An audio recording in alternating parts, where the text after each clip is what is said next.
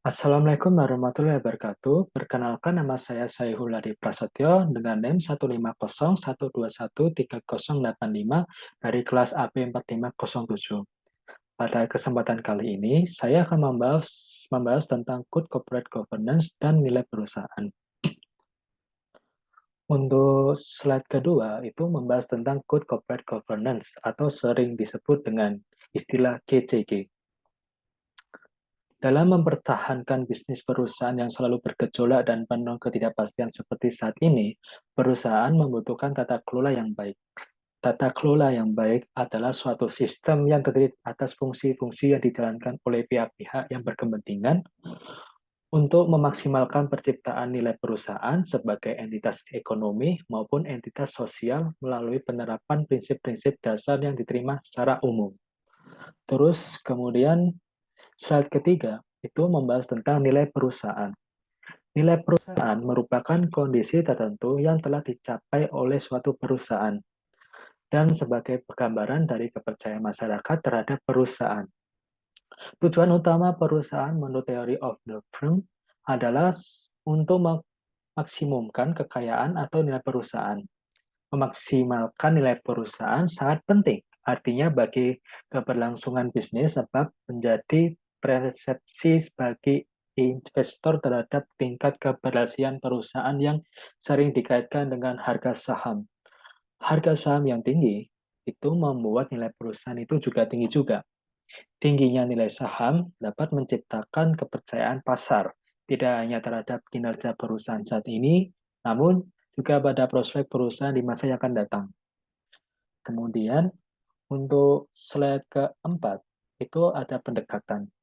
Ada pendekatan pengukuran nilai perusahaan. Pendekatan nilai perusahaan itu dapat terbagi menjadi tiga. Yang pertama itu adalah laba bersih, yang kedua adalah pendapatan operasi bersih, yang ketiga adalah yang tradisional.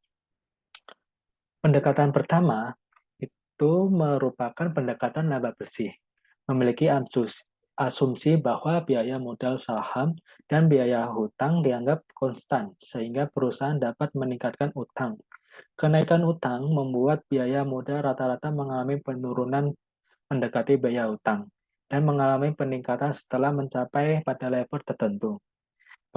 Dan kondisi ini meningkatkan nilai perusahaan.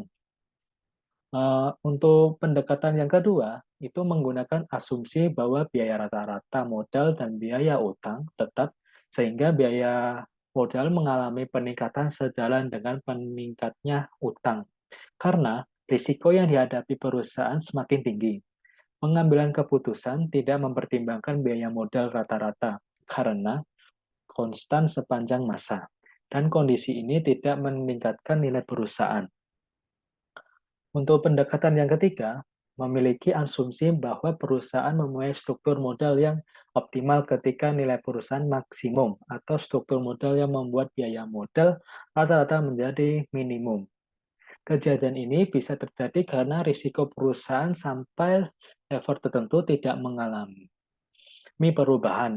Nilai perusahaan mengalami peningkatan dan pada level tertentu terjadi struktur peningkatan dan sampai pada level tertentu terjadi struktur modal yang optimal dan selanjutnya akan menurunkan nilai perusahaan. Kemudian untuk slide kelima itu membahas tentang 5 metode perusahaan.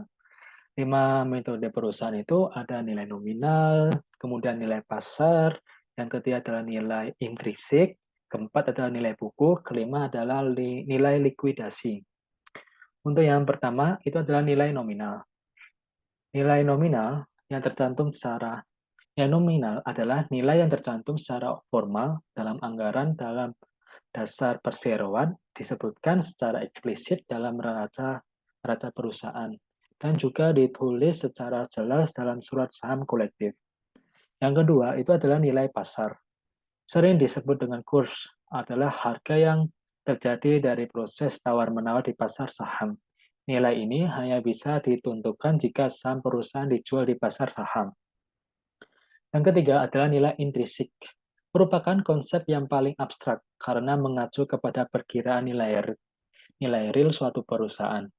Nilai perusahaan dalam konsep ini intrinsik, ini bukan sekadar harga diri, sekumpulan aset, harga dari kesimpulan aset, melainkan nilai perusahaan sebagai entitas bisnis yang memiliki kemampuan menghasilkan keuntungan di kemudian hari. Kemudian yang keempat adalah nilai buku. Nilai buku adalah nilai perusahaan yang dihitung dari dasar konsep akuntansi. Secara sederhana dihitung dengan membagi selisih antara total aset dan total utang dengan jumlah saham yang beredar. Yang kelima adalah nilai likuidasi. Nilai jual seluruh aset perusahaan setelah dikurangi semua kewajiban yang harus dipenuhi. Nilai likuidasi dapat dihitung dengan cara sama dengan menghitung nilai buku, yaitu berdasarkan neraca performa yang disiapkan ketika suatu perusahaan akan dilikuidasi. Yang slide ke-6 itu membahas tentang apa pengaruh GCG terhadap nilai perusahaan.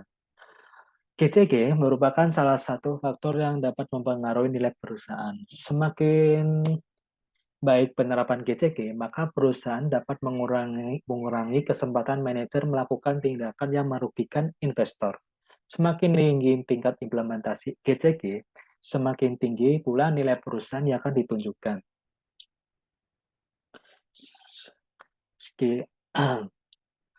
Sekian, terima kasih penjelasan dari saya. Jika bila ada salah kata, mohon dimaafkan. Terima kasih.